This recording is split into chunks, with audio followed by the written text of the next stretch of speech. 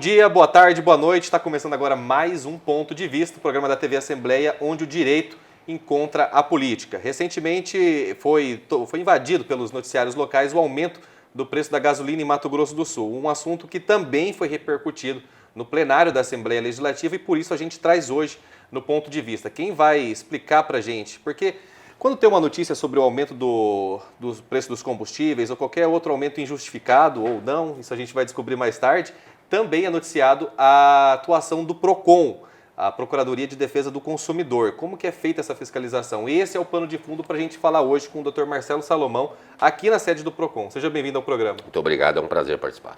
Então, denúncias do PROCON. Como são feitas essas fiscalizações? São feitas pelas denúncias? O PROCON tem uma autonomia para acompanhar os noticiários e fazer essas fiscalizações? Como começar daí? Tem, o PROCON tem autonomia para fazer as fiscalizações de ofício, tendo informação de uma denúncia ou de um fato que fere a relação de consumo.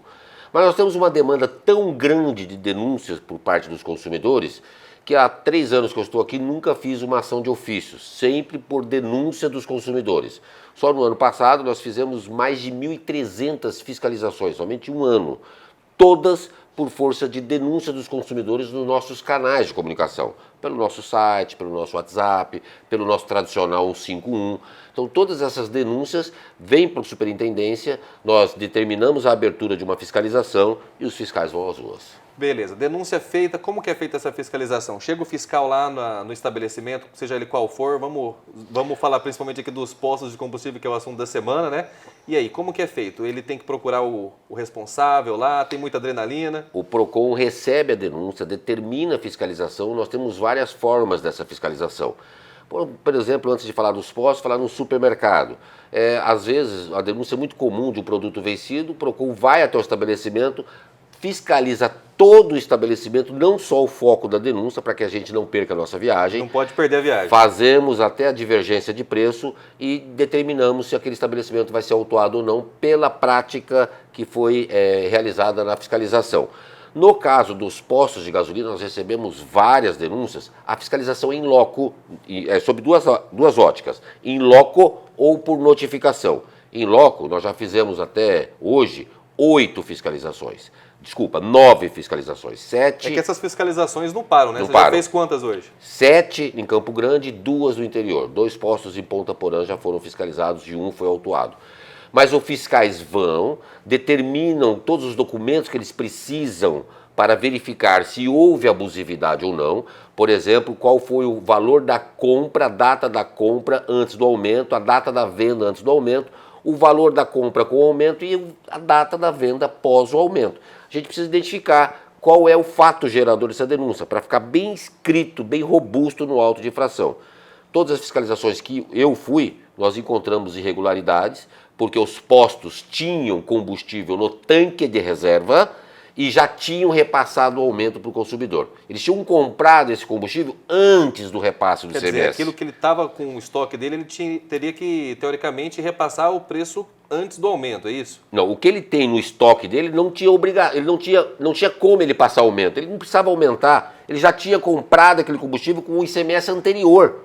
Ele não tinha um combustível novo. E é isso que caracterizou a abusividade. E também tínhamos postos que comprou o etanol com a redução do ICMS e não repassou essa redução na bomba para os consumidores.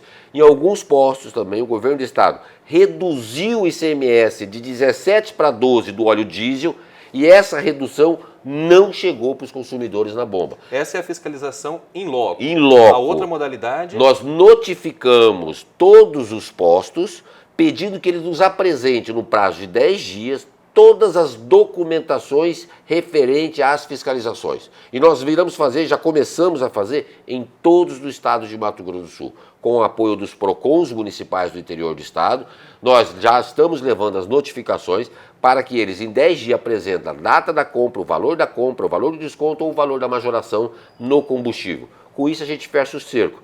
Entendemos também que a margem de inserção do aumento está sendo feita pelos postos de modo equivocado. Eles estão colocando os 5% de aumento do ICMS no preço final.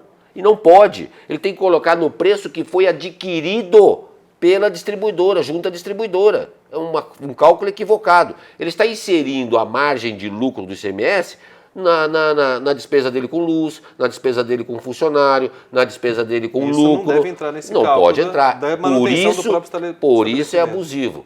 Nós vamos continuar a fiscalização, temos muito trabalho durante a semana inteira e acredito muito que a gente vai conseguir, hoje mesmo, conseguir reduzir preço de etanol e um preço de gasolina. Nessas atividades de fiscalização, tem alguma história aí mais pitoresca, que te chamou a atenção? Algum fornecedor que tentou driblar? Já aconteceu de fornecedor fugir. Fugir? Para não ser preso. Como que é isso aí? Nós estávamos numa fiscalização, a DECOM, que é uma grande parceira do PROCON, já foi 2 vezes isso no mercado e num posto de gasolina. A DECOM chegou junto, o gerente ficou muito assustado, pegou o carro, entrou no carro, saiu correndo, foi embora. E não adianta correr, ia ser preso, mas depois foi ouvido, foi trazido para a delegacia, foi ouvido. Então, existem casos, assim, no PROCON tem casos de todas as ordens. PROCON é uma salada de relações e a gente tem bastante curiosidades no PROCON. Então, isso que eu estava falando, não adianta correr do PROCON, né? A multa vai ser aplicada. Não tem jeito. Como que essa multa é calculada, doutor? Se detectar a infração, nós damos toda a defesa, o prazo de defesa para o fornecedor, para ele respeitando o princípio constitucional do contraditório. É aplicada uma sanção administrativa que é transformada em multa. Essa multa depende do valor dela por uma dosimetria e essa multa, depois de paga, ela é depositada num Fundo Estadual de Defesa do Consumidor. Esse fundo é gerido por um Conselho Estadual de Defesa do Consumidor. A questão da dosimetria, né? Porque também as notícias trazem valores assim astronômicos, parece que o PROCON está ali só para arrecadar dinheiro dos estabelecimentos. Como que é feita essa dosimetria? Quais são os critérios que são levados em consideração? A dosimetria é feita sob 3 critérios básicos. A capacidade contributiva da empresa, qual que é o contrato social da empresa. Não adianta o PROCON aplicar uma multa altíssima num comerciante pequeno. Então, a capacidade contributiva, qual foi o dano causado por esse fornecedor na relação de consumo, se foi apenas um alvará vencido, ou se foram vários produtos vencidos, ou se foi uma tentativa de enganar o PROCON, usando de meios artifícios ardilosos, e a reincidência. Então, se ele já praticou essa infração administrativa por outras vezes. Juntando todos esses critérios, o PROCON aplica uma sanção administrativa com base em lei. Não existe nenhuma sanção. Recentemente me perguntaram se as multas do PROCON têm sido revisadas.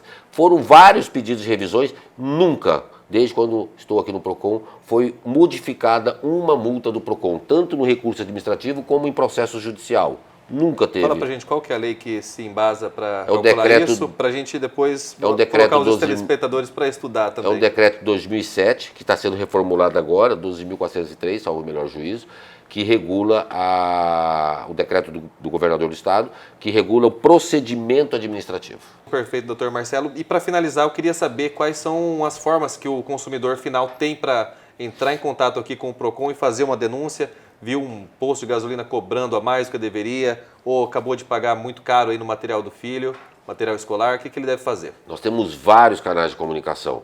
O consumidor pode vir ao PROCON, na rua 13 de julho 930. O consumidor pode entrar no nosso site, procon.ms.gov.br, tem um link, fale conosco. Esse link, esse Fale Conosco vem diretamente para a mesa do superintendente. Nós temos o tradicional 151, que todos os nossos atendentes atendem 151.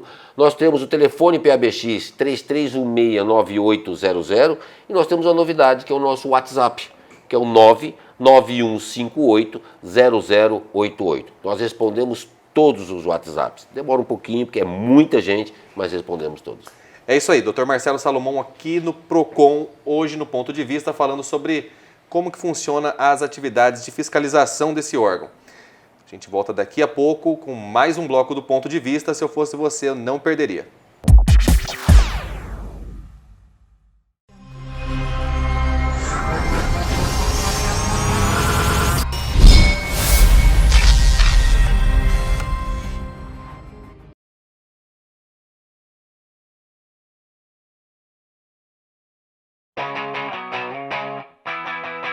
Agora sim, voltando com o Ponto de Vista, como prometido no bloco anterior, a gente vai tentar entender como que é calculado esse preço do combustível aqui em Mato Grosso do Sul e por que tanta gente acha tão caro e por que isso não sai dos jornais, com Edson Lazarotto, diretor executivo do Sinpetro. Seja bem-vindo. Boa tarde a todos, estamos aqui para tentar explicar para o consumidor final o que ocorre no nosso mercado. Então, Edson, houve aí um aumento no preço da gasolina em detrimento de uma queda que talvez o pessoal não tenha achado tão acentuada assim no etanol. O que justifica isso?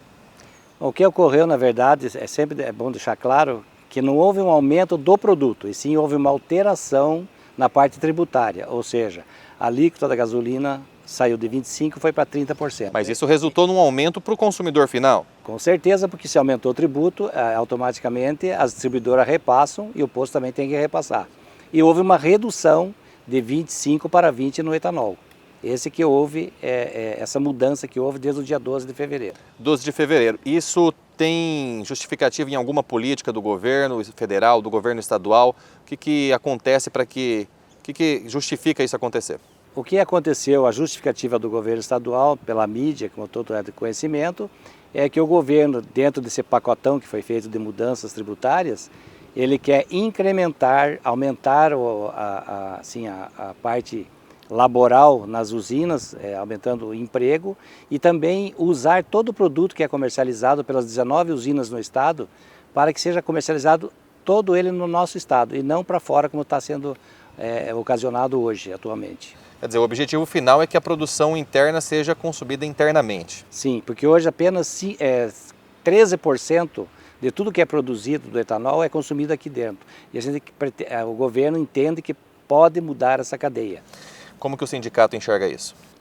Nós chegamos com bons olhos, desde que a coisa realmente chegue nos parâmetros de um preço que o consumidor se sinta atraído. Hoje, por exemplo, atualmente, se você for no preço da bomba, comparar com o preço da gasolina, você vai ver que não é competitivo, porque o etanol, para ele ser competitivo para o consumidor, ele tem que estar abaixo de 70% do preço da gasolina. Isso é uma conta que a gente tem sempre visto ser anunciada por aí. Vamos explicar essa conta para quem está assistindo. Então, é simples. Hoje, por exemplo, a gasolina está, em média, no Mato Grosso do Sul, através da tabela da ANP, pelas pesquisas recentes, em torno de R$ 4,45. E o etanol está em torno de R$ 3,45, R$ 3,50, dependendo da concorrência. Então, se você fizer essa conta, você vai ver que vai dar 77%, 78%. Então, nesse momento, não é competitivo. Para que o consumidor se sinta atraído, realmente, esse álcool teria que cair para 3,5, 3,10 o litro. Aí sim, passa a ser vantajoso para o consumidor. Além dessa conta, que é uma regra matemática, uma regra que a gente não tem como correr muito dela, o que o consumidor pode fazer? Quais são as outras atitudes que o sindicato tem recomendado para quem dirige aí e quer economizar na hora de abastecer? O consumidor, como qualquer outro produto, ele está acostumado a isso, fazer pesquisas. São 145 postos dentro da capital que ele pode optar pela bandeira que ele quiser, ter as bandeiras com franquia, ter as bandeiras brancas, como nós chamamos, e optar. Às vezes, nem sempre o consumidor ele vai optar pelo preço, ele quer realmente um atendimento diferenciado, uma qualidade melhor, uma estrutura melhor do posto. Então, tudo isso aí entra no cômputo geral na hora do consumidor ele analisar aonde ele vai abastecer.